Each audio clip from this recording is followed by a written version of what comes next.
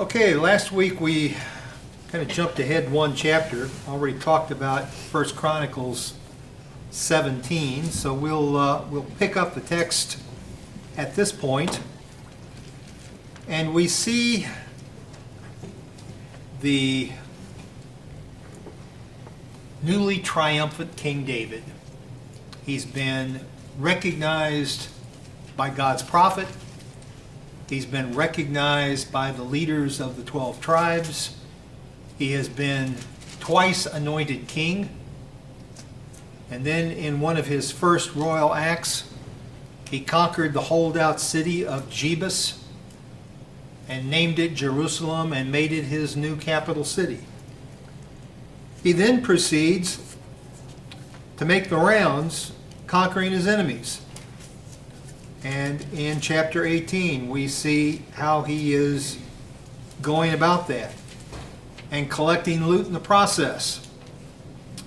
In chapter 18, in verse 6, it says, "And the Lord gave victory to David wherever he went. And David took the shields of gold that were carried by the servants of Hadadezer and brought them to Jerusalem.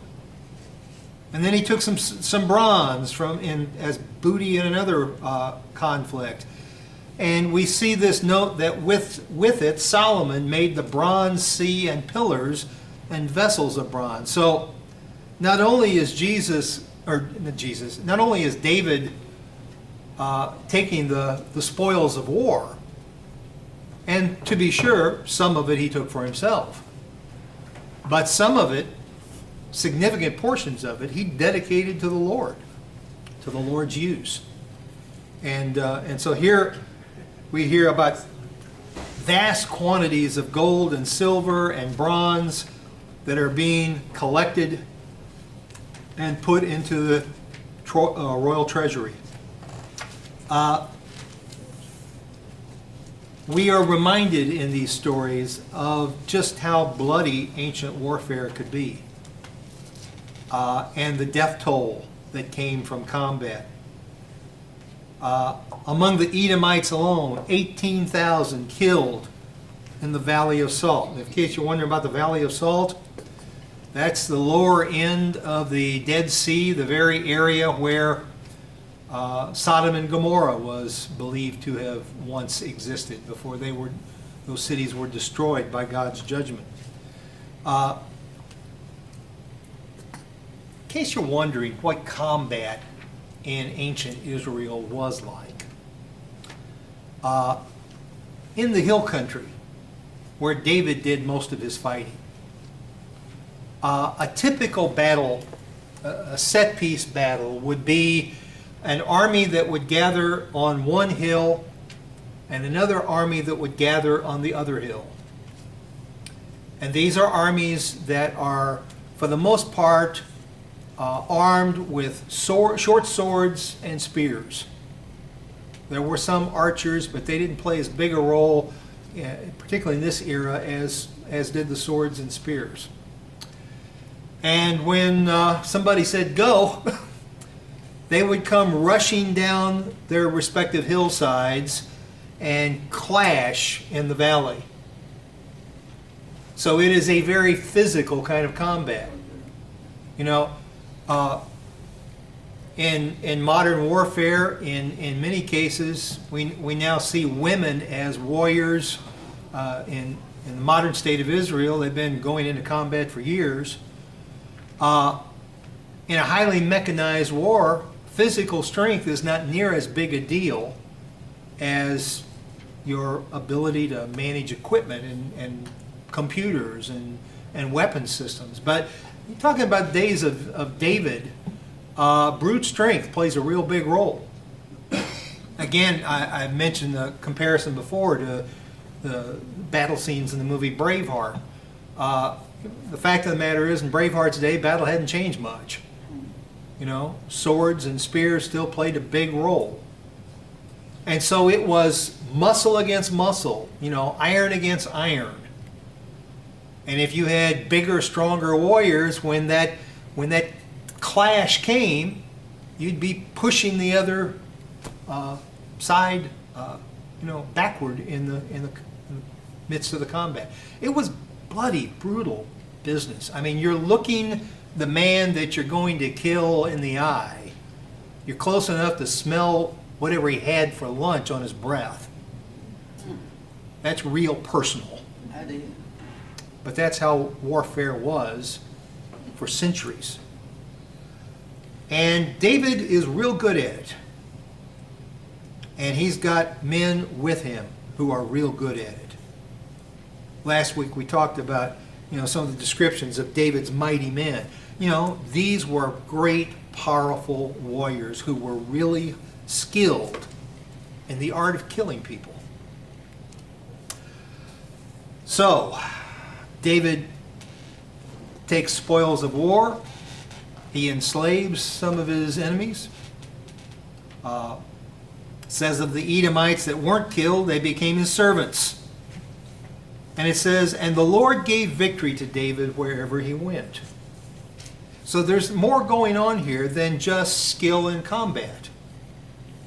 Remember, several books ago, earlier in the year, when we read about Joshua, and right after he took Israel across the Jordan and they began the conquest of the various Canaanite cities. And there were times when they were greatly outnumbered and yet they prevailed. And then there were other times when they had overwhelming odds in their favor and they were defeated. And the difference was whether or not God was with them. The case in point being the city of Ai, where because of sin in the camp, they were defeated even though they had vastly superior forces. So this is important, and the chronicler makes a point of that at several places along the way. It is God who is giving David the victories. Then we have this interesting little episode in chapter 19. The Ammonites. This is one of those tribal nations that is a recurring thorn in the side of Israel. Now after this, Nahash, the king of the Ammonites, died, and his son reigned in his place. Now David, earlier in his career, had had some good dealings with the Ammonite king. There was, it'd be an exaggeration to say they were allies, but they were on good terms. And so it says, David said, I will deal kindly with Hanan, the son of Nahash, for his father dealt kindly with me. So David sent messengers to console him concerning his father. So, we're dealing with a diplomatic delegation that David sends, think in modern terms, when some head of state dies, there is a state funeral, and you've got representatives of nations around the world who come to attend. Well, something like that is taking place here. Now, given the time and the distances, and the dead king was long buried by the time the delegation got there, but they were going to pay their respects. This was one king who's fairly new to the throne, David, paying respects to this other new king. And he's trying to be nice. He's trying to cut this guy a break. Remember, David is flush with victories on every hand. So I don't think there's any question in David's mind that had he wanted to, he could have taken advantage of this sudden change in leadership and used it as a convenient time to launch an attack. But no, David's trying to be gentle, to be compassionate. Once again, just as will happen to Solomon's son centuries or many decades later, the new Ammonite king gets some bad advice from his counselors. The princes of the Ammonites said to Hanan, do you think because David has sent comforters to you that he is honoring your father? Have not his servants come to you to search and to overthrow and to spy out the land? So they're saying this is just a ploy. I mean, look what David's been doing all around. He's been conquering his enemies right and left. Don't buy this for a minute. So instead of receiving these diplomatic delegates with honor, they do just the opposite. They physically disgrace them. He took David's servants and shaved them and cut off their garments in the middle at their hips and sent them away, and they departed. Now that's just exactly what it sounded like. They shaved off their beards. They probably shaved off the hair on their heads. And they stripped them from the waist down. Now, that'd be pretty much a disgrace to anybody, anytime, anywhere. And in the ancient culture of Israel, it was doubly disgraceful. Not only the exposure of their nakedness, but they had their beards shaved. You know, remember the instructions about how Jewish men were supposed to wear their hair. You know, that goes back to the Mosaic Law. This would have been at least as big a disgrace to these men as the fact they didn't have any clothes. And so you notice what David does to protect their dignity. He keeps them sort of tucked away, doesn't send them back home until their beards had time to grow out. That's how big a disgrace it was. I love the way the Hebrew is translated in verse 6 in the ESV. When the Amorites saw that they had become a stench to David. I mean, that really sums it up. You know, they represented a bad smell in the nose of the king of Israel. They thought, you know, oops, I think maybe we didn't play this one very smart. And so they try to buy some mercenaries to help them. That does not work out for them. And they are utterly defeated in battle. And in the process, the Syrians also learned that these are not people that we're going to side with against Israel. It's a losing proposition. Then we come to chapter 20. This is one of these points where Chronicles, where First Chronicles and 2 Samuel part company. Because in 2 Samuel chapter 11, we get to this same point, and we read about David and Bathsheba. That's not mentioned in Chronicles. Now, don't read too much into that. It's not like the writer of Chronicles is trying to hide it. It was one of those things. It would be about as difficult to hide as Monica Lewinsky in the Clinton administration. I mean, it was a public scandal in its day. Nobody has forgotten this. It just simply doesn't fit with the chronicler's purposes in what he is writing and what he's not writing. So don't let that omission throw you. But as it says in chapter 20 here, and the same phrase occurs in 2 Samuel, in the spring of the year, the time when kings go out to battle. I love that phrase. It sort of captures a lot about the day and the culture. First of all, wars were a lot easier to fight when it wasn't cold and pouring rain. And so armies naturally didn't attempt to go out on major campaigns during the bad weather of the winter. But you get this image of some king sitting in his palace and looking out his window and say, "Boy, I see spring in the air. Let's go kill some guys. It's time to have a war." And that's basically what happened. Kingdoms all around the world in those days, they would, it was fighting weather, and so they look around, and any of my neighbors look vulnerable. And that was human history for centuries. Whoever had the biggest army, the best equipped, best trained, most mobile force was out there conquering his neighbors. In this case, it says Joab led out the army and ravaged the country of the Ammonites and came and besieged Rabbah, but David remained at Jerusalem. Now this is where in 2 Samuel it picks up, where he's in the palace and he's bored. He's not out there with the army. This guy's a warrior king. It's not clear why he didn't go out. Maybe the day that the army marched, he wasn't feeling well. Literally, it could be something that simple. For whatever reason, he didn't go, and so after the fact, he's bored hanging around the palace, and he looks out the window and he sees this woman bathing. And you've already read that story, so we won't belabor it. But what we hear in this account is what happened in the meantime with Joab and the army.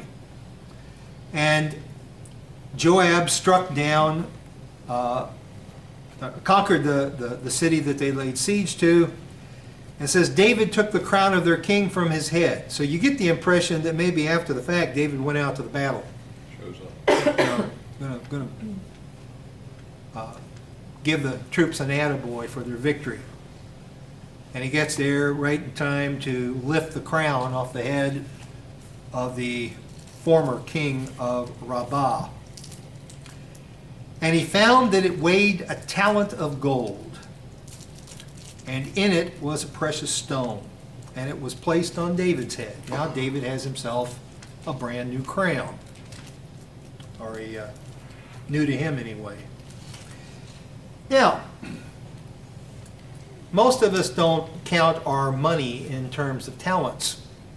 So maybe a little bit of translation work would be helpful here. And talent is a term that shows up over and over in 1 Chronicles and in 2 Chronicles, as it's talking about the accumulation of the booty of war and whatnot. 1 talent of gold, according to at least one source, in today's dollars would represent $71,250. That's a fair piece of gold. I don't know what gold's running an ounce right now. What, about $3,000 an ounce or something in the neighborhood? About 1,300. 1,300. All right. It goes up and down, and obviously I'm not in the gold market, so I don't keep up with that stuff. All right. And these kind of numbers, when you see charts that show comparative value of weights and measures and dollars and ancient coins, always take those numbers with a pretty big grain of salt, because just as in today's currency, values go up and down. In the same way, in the ancient world, these were not always stable. They weren't always consistent from one culture to another, from one time to another. For instance, the cubit as a measurement. Generally speaking, we think of it in terms of about 18 inches. But in different times, in different places, cubits were shorter and longer. There was not, a U.S. Office of Weights and Measures where they have a platinum ruler that shows what a foot looks like. But the bottom line is a talent of gold was a great deal of money. By some estimates, for a working man, it represented about 20 years' labor. So not many people had talents of gold, and to have a crown of that much value was a real big deal. A little bit later in that same chapter, we have one of these little interesting footnotes where it says in verse 5, "And there was again war with the Philistines, and Elkanah the son of Jair struck down Lahmi, the brother of Goliath the Gittite, the shaft of whose spear was like a weaver's beam." So we see Goliath's brother showing up in a battle and meeting the same fate that Goliath met. And then, again, some of these little footnotes, you have to think that it was just struck the writer as one of those odd little pieces of trivia that shouldn't be lost. It said, "And again there was war at Gath, and there was a man of great stature who had 6 fingers on each hand and 6 toes on each foot." Now, this is not a matter of great theological import. It's just one of those fascinating little tidbits that at least for me when I read that, it just is the stamp of authenticity. That's not the kind of thing that somebody just make up. This was one of those weird things that when people saw it, they thought, look at this guy. He's got 6 fingers and 6 toes on each hand. You know, it was weird. And so they remembered it. And somebody decided, let's write it down.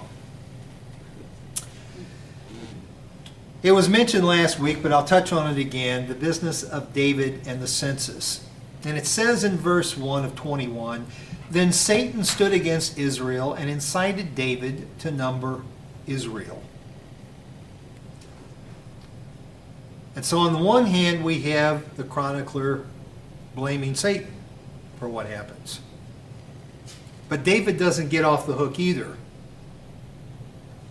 In fact, what we have happen here is David listens to this tempter, declares his intention to have the census of his army, and one of his own generals said, "Sire, this really isn't a good idea." And David went ahead with it anyway. So, moments ago we see a king who got bad advice from his counselors and followed it. Here we have a king who gets good advice and ignores it. Either one is a bad strategy. The king's word prevailed against Joab. And we get back to this thing, I mean, according to our Constitution, every 10 years we take a census of our entire population. So it's hard for us to figure, well, what's the big deal? They're just counting heads. You know, why is this a problem? Notice he's not counting all the heads. He's counting the heads of his army. And again, from our modern worldview perspective, that just seems prudent. If you're going to lead an army into battle, it's nice to know how many spearmen, how many sword wielders, how many chariot drivers you've got so that you can plan your strategy accordingly. But remember what was said about David's victories earlier. He won as much as for any reason because God was giving him the victory. The census was sinful probably because it arose from David's own presumptuous military ambitions. You get the impression that David is getting just a little full of himself. You know, he's winning victories right and left. And he starts out so well. And he starts out so focused on God. But along the way, he starts reading and believing his own press clippings. And it gets him into trouble. Ambition and pride, rather than God's direct commands, appear to be motivating David at this point. And the judgment of God comes upon David and his people. Once again, we've got to shift gears though. Because in the story of David, we see this kind of mercurial up and down.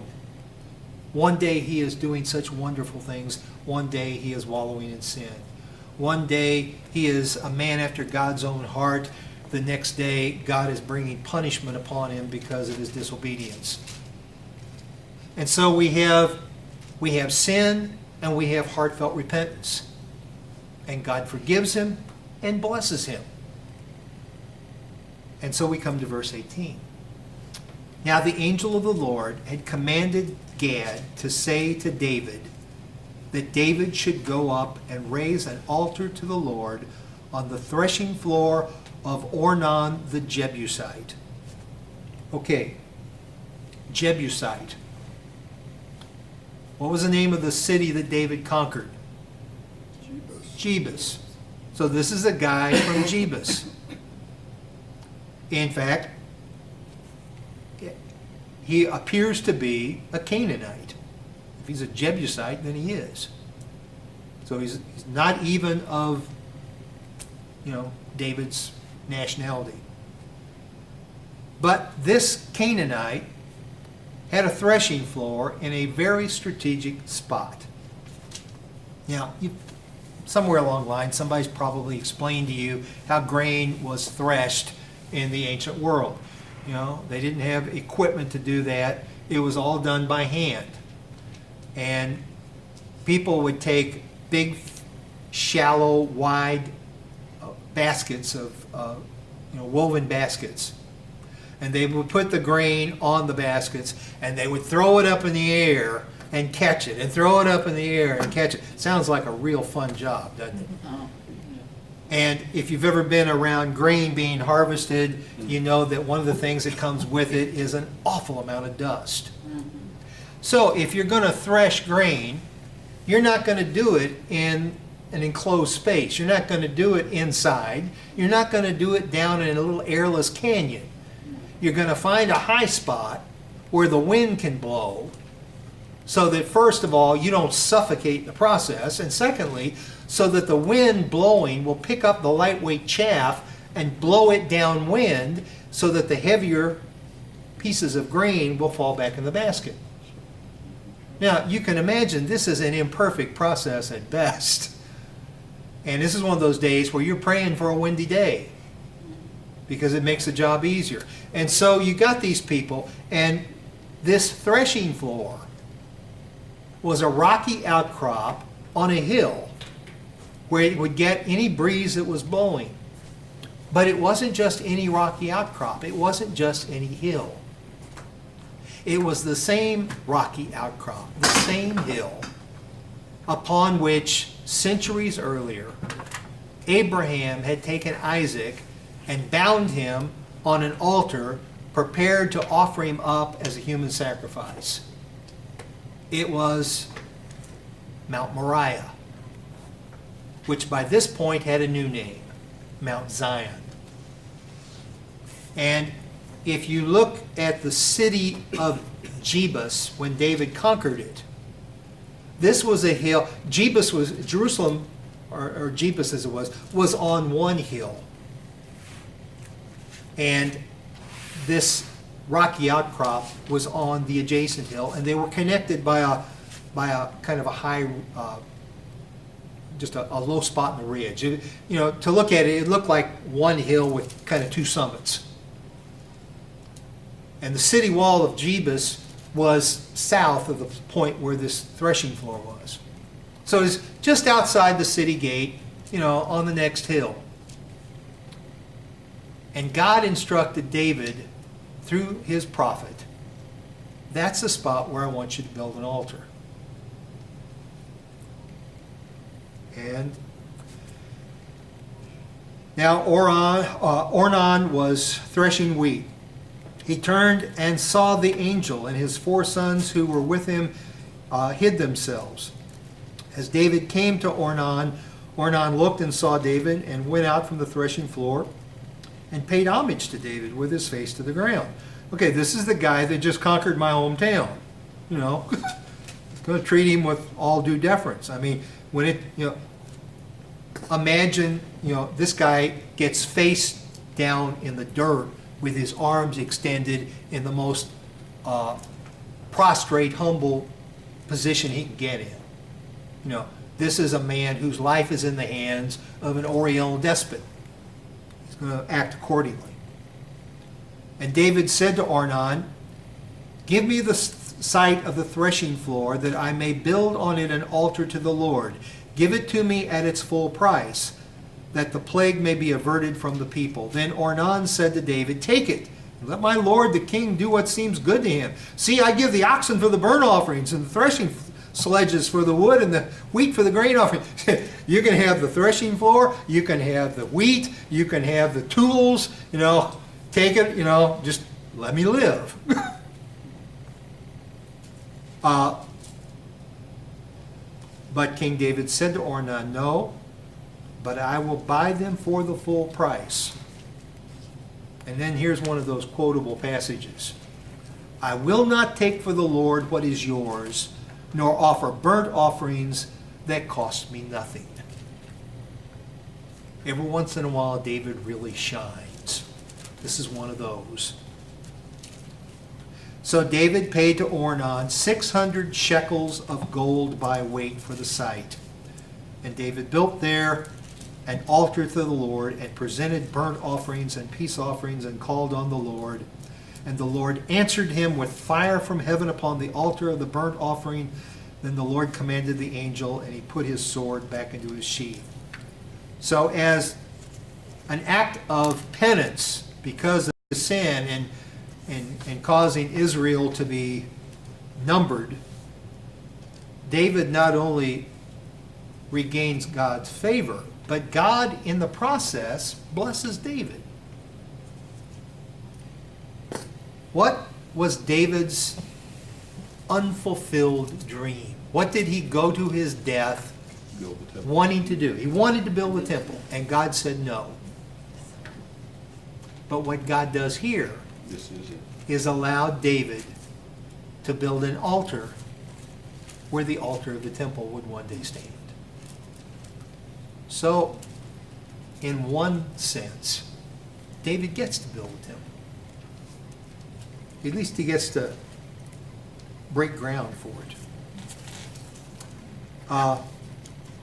And in chapter 22, verse 1, then David said, here shall be the house of the Lord God, and here the altar of burnt offering for Israel. David commanded to gather together the resident aliens who were in the land of Israel, and he set stone cutters to prepare dressed stones for building the house of God. David also provided great quantities of iron for nails for the doors of the gates and for clamps, as well as bronze and quantities beyond weighing, and cedar timbers without number. For the Sidonians and the Tyrians brought great quantities of cedar to David. For David said, Solomon, my son, is young and inexperienced, and the house that is to be built for the Lord must be exceedingly magnificent, of fame and glory throughout all lands. I will therefore make preparation for it. So David provided materials in great quantity before his death. You get this picture of an aging king with a dream that he wants fulfilled. Like Moses on Mount Nebo looking across the Jordan into the promised land. He can see it, but he can't touch it. Many years ago when I was pastor in Wisconsin, we had a major building expansion planned. And long before the first spade of dirt was turned, I can remember on many a day going out there on that grassy field and pacing off the site and thinking about what it would look like and visualizing it in my head. And I had a real clear and remarkably accurate image long before any work was done of what it was going to look like. There was an area in the building that at that time was a very tiny nursery. And as a part of the remodel, that whole area was going to become an office suite. And I can remember going in there and looking around in that bed baby nursery and trying to figure out exactly where my desk was going to sit. And I had it just about perfectly placed. Now, not everybody visualizes like that, but I have a feeling David did. I see that king up there on that threshing floor day after day, walking off the paces and thinking about what that building's going to look like. And he doesn't stop there. He starts collecting the building materials. He wants to make sure that his young son doesn't get diverted from his purpose. And so he's going to have the piles of stone and brick and timbers sitting there ready for the groundbreaking ceremony, which he would not live to see. But he's going to see it in his head, if not in reality. And he's going to make sure he can afford it. So, then he called for Solomon, his son, and charged him to build a house for the Lord, the God of Israel. David said to Solomon, my son, I had it in my heart to build a house to the name of the Lord my God, but the word of the Lord came to me, saying, you have shed much blood and have waged great wars. You shall not build a house to my name, because you have shed so much blood before me on the earth. We talked about that last week. Behold, a son shall be born to you, who shall be a man of rest. I will give him rest from all his surrounding enemies, for his name shall be Solomon, and I will give him peace and quiet to Israel in his days. He shall build a house for my name. He shall be my son. I will be his father, and I will establish his royal throne in Israel forever. David made provision for the temple.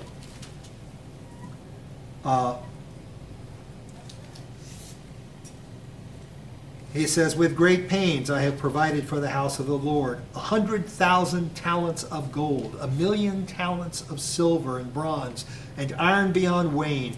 For there is much of it, timber and stone too I have provided. To these you must add. You have an abundance of workmen, stone cutters, masons, carpenters, and all kinds of craftsmen without number, skilled in working gold, silver, bronze, and iron. Arise and work. The Lord be with you.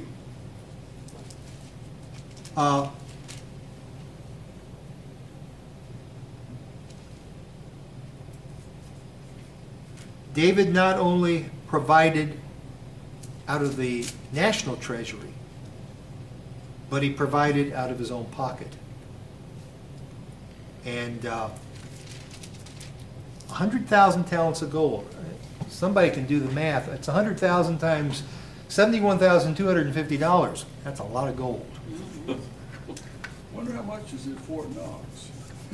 None. By now, it's not Clean out. plain dirt. David does one more thing to guarantee that his son is going to be able to build a temple. He guarantees that he's going to be king. He has him crowned before David dies. Chapter 23, verse 1. When David was old and full of days, he made Solomon, his son, king over Israel. So he had Israel gathered.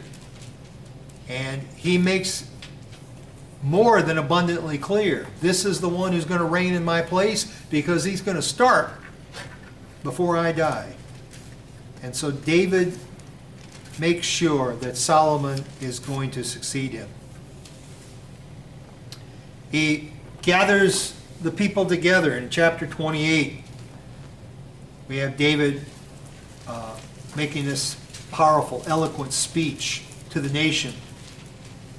And then he charges his son Solomon to follow after the Lord. And then in chapter 29, we have yet another offering taken for the temple. And remember, beyond that 100,000 talents of gold that came from the national treasury, out of David's own pocket, 3,000 talents of gold, 7,000 talents of refined silver. And what is David doing here? He's setting an example for the other leading families of Israel. And so they all pony up also. Then the leaders of fathers' houses made their free will offerings, as did the leaders of the tribes, the commanders of thousands and of hundreds, the officers over the king's work. They gave for the service of the house of God 5,000 talents and 10,000 darics of gold, 10,000 talents of silver, 18,000 talents of bronze, and 100,000 talents of iron. So, they've got more than enough gold and silver and other materials, not only to provide the building materials. And remember, Solomon's temple, when it was finished, gold was lavished on that structure all over the place. Gold overlay, gold leaf, all over. I mean, you would walk into that place and it dazzled with gold. It's hard to imagine what that must have looked like. I've seen photographs from folks who have visited some of the palaces in St. Petersburg. That's probably the closest thing in our world to that kind of a lavish display of precious metals. So David has set the scene. He prays for the people. Solomon is anointed a second time in the final verses of 1 Chronicles. And then David dies, and Solomon rules all by himself. Like David, Solomon starts well. His first prayer is a prayer for wisdom. And God was pleased. Because this is in your heart, you've not asked for possessions, wealth, honor, or life of those, or the life of those who hate you, and have not even asked for long life, but have asked for wisdom and knowledge for yourself, that you may govern my people over whom I have made you king. Wisdom and knowledge are granted to you. I will also give you riches, possessions, and honor, such as none of the kings who were before you, and none after you shall have the like. So Solomon came from the high place at Gibeon, from there before the tent of meeting to Jerusalem, and he reigned over Israel. He started so well, and he ended so badly. But once again, the Bible does not whitewash its characters. It is brutally honest in its depictions. And in that is the ring of truth, eternal truth. And who among us have not had that experience? We've known somebody that started well and didn't finish well. I remember my old, when I was had the lofty job of chief janitor at the field house at Southwest Baptist College. What that meant was that through a quirk in the minimum wage laws, I had the honor of supervising work-study students who, under federal law, had to get minimum wage, even though the nonprofit Baptist college that we work for didn't have to pay its regular employees minimum wage. So I supervised guys that were getting about 15 cents an hour more than I was. I remember this one student that was just starting, and my boss, Ernie, came by one day and said, how's the new guy working out? And I said, oh man, he's doing great. And Ernie, who'd seen a lot of work-study students come and go, said, yeah, new broom always sweeps clean. And wait till he's been there a while. And I don't remember that student, but I remember others that didn't finish as well as they started. So Solomon starts well, and he's given, think about it. He's got everything he needs to succeed. His father, the warrior king, has defeated every enemy within the range of a marching army. He has no foreign policy concerns. Nobody's going to mess with Solomon. He's got a treasury overflowing with gold and silver and everything else you could possibly need. He's got the site for his first big building project already staked out. I'm sure David had the stakes and the string. He had the material on site. He had the skilled workmen. All Solomon had to do was, he could sleepwalk his way through this.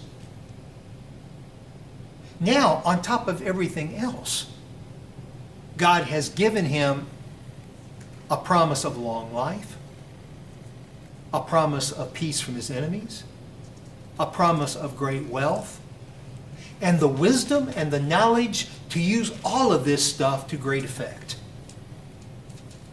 If there's any character in Scripture who is absolutely without an excuse for his failure, it is Solomon.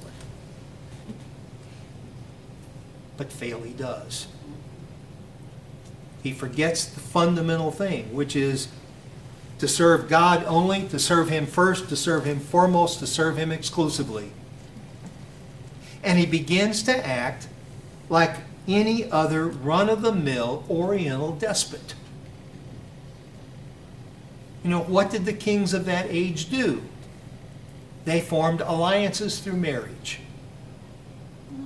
And so, never mind that none of these nations represent a threat. Solomon's he's going to outsmart God at this point. He's going to take it to the next level. Not only militarily would it be a mistake. I'm going to create blood alliances so that, I'm married to the daughters of my potential rivals. And apparently he had a lot of potential rivals.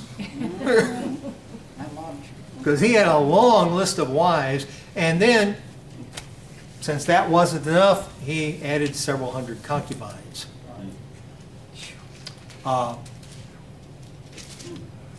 That would have been bad enough. But to keep all these wives happy, Yes, that would be. he built for each of them a temple to her respective gods or goddesses from back home. So that when mom and dad come to visit, they'll have a place to go to church. And so here's this magnificent temple, and then scattered all around Jerusalem are all these temples to all these false gods. And if that were not enough, not only does God give him the honor of building this temple for God, not only does Solomon then turn around and build all these other temples for all these other gods, but he continues on one vast building project after another, draining the treasury, taxing the people to death, forcing them into conscripted labor, until everybody in Israel is grumbling under their breath about Solomon. If David had set up his son for success, Solomon sets up his son for failure. Questions or comments?